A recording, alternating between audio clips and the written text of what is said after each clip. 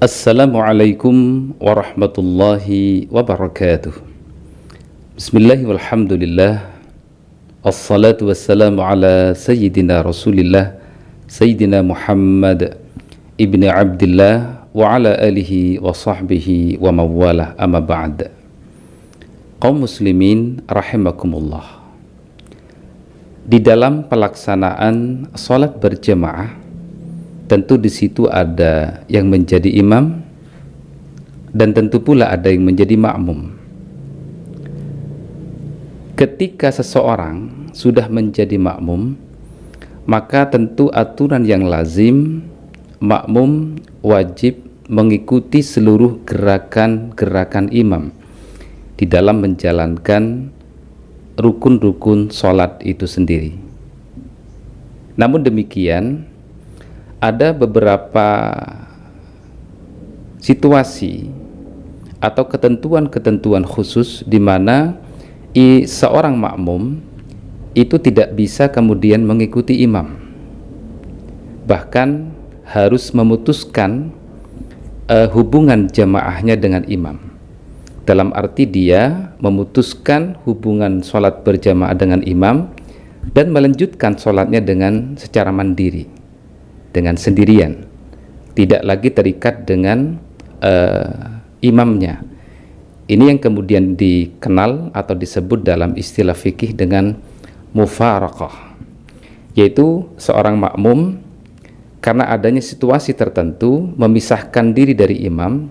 Dalam hatinya niat, saya niat memutuskan hubungan dengan imam ini dalam sholat berjamaah, lalu kemudian dia melanjutkan sholatnya dengan secara mandiri, tidak lagi terikat dengan gerakan-gerakan imam.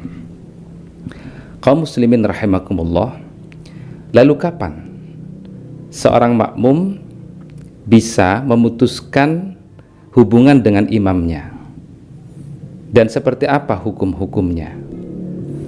Dalam hal ini saya sudah menyediakan salah satu referensi dalam fikih Syafi'iyah, yaitu di kitab Bughyatul Mustarsyidin pada halaman ke-153 karya As-Sayyid Abdurrahman Ba'alawi.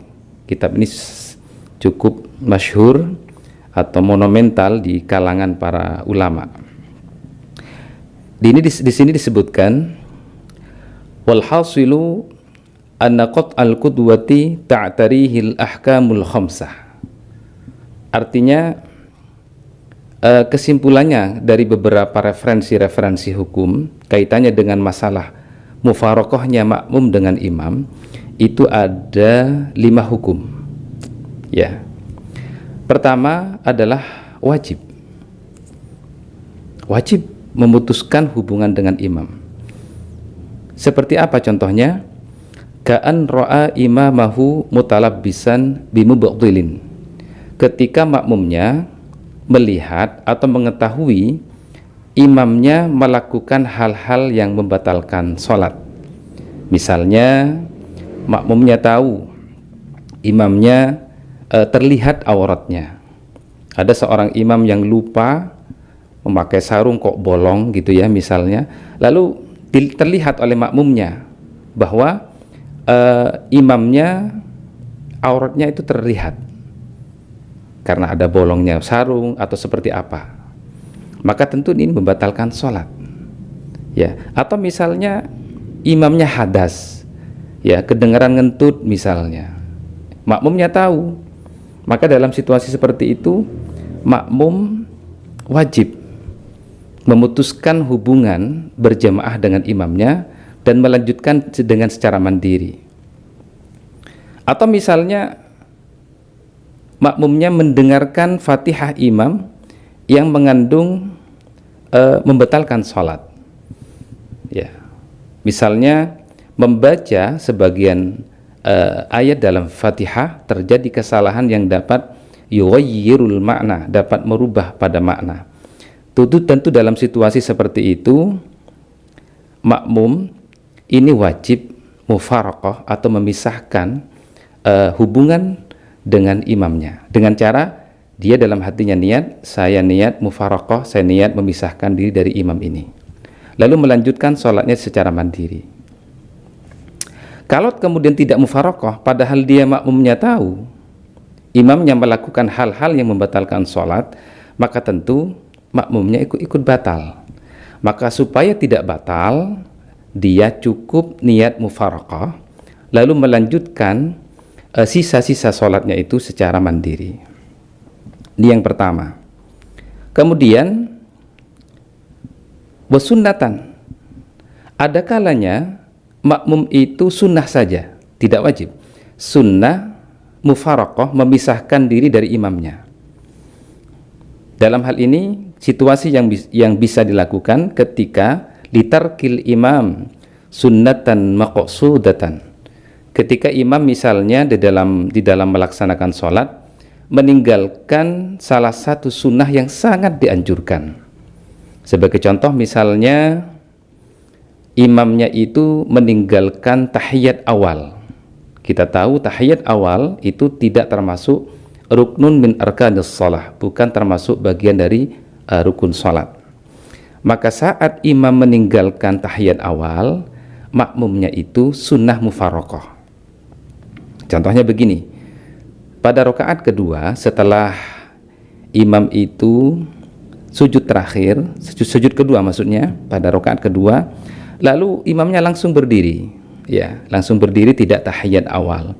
Dalam situasi itu malah makmumnya sunnah mufarokoh dengan cara, sekali lagi niat dalam hatinya, saya mufarokoh dari imam ini, lalu dia tahiyat awal dengan sendirian atau dengan makmum yang lain yang memang mau ikut mufarokoh. Sunnah seperti itu.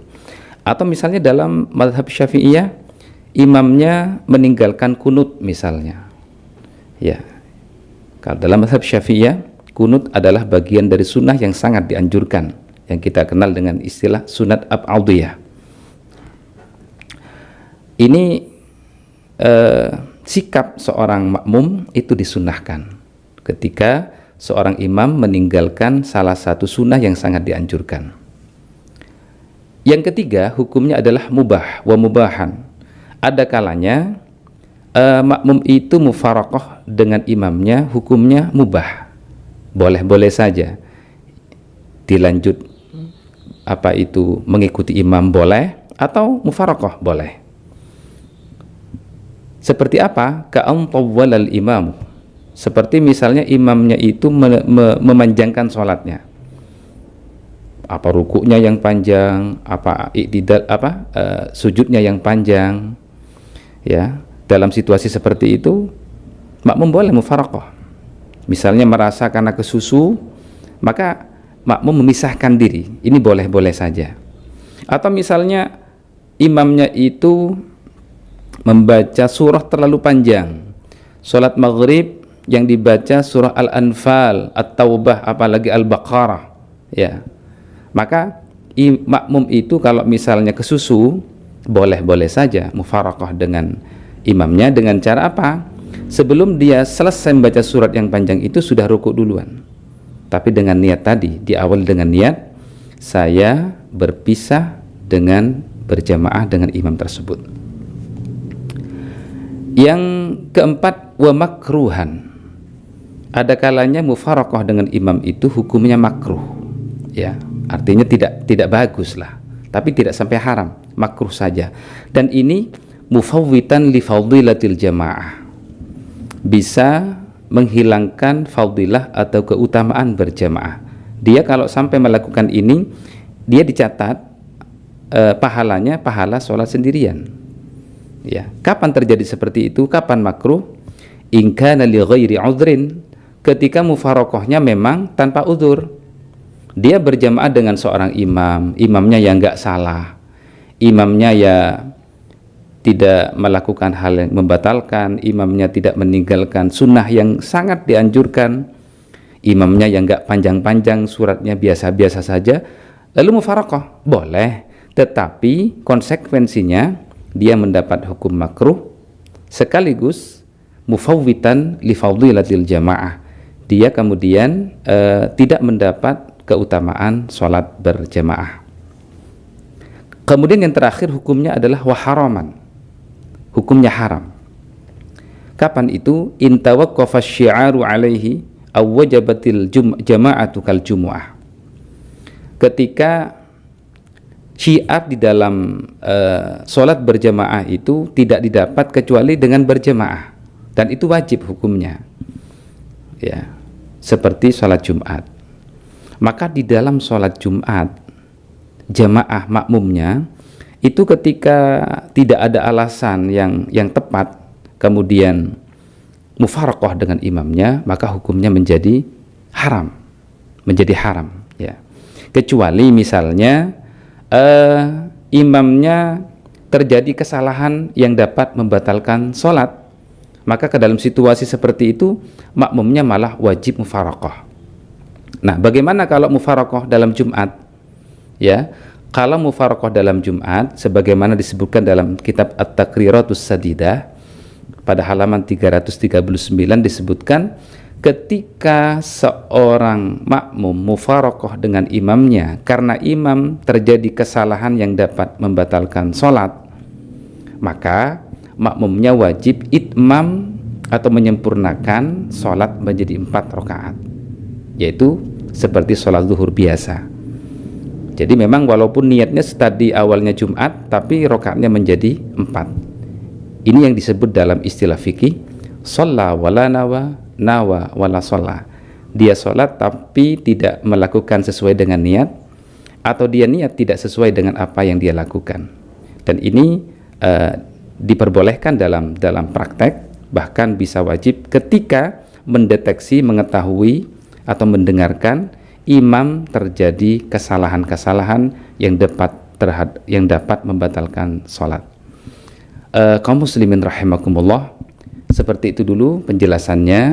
Kalau misalnya masih ada yang kurang paham, bisa kemudian komentar di kolom komentar atau langsung WA yang sudah saya siapkan di deskripsi pada konten ini. Semoga kita bisa memahami dengan komprehensif walaupun secara singkat tentang mufaraqah atau memisahkan diri dari imam sesuai dengan ketentuan-ketentuan yang telah saya sampaikan. Demikian, semoga bermanfaat. Wassalamualaikum warahmatullahi wabarakatuh.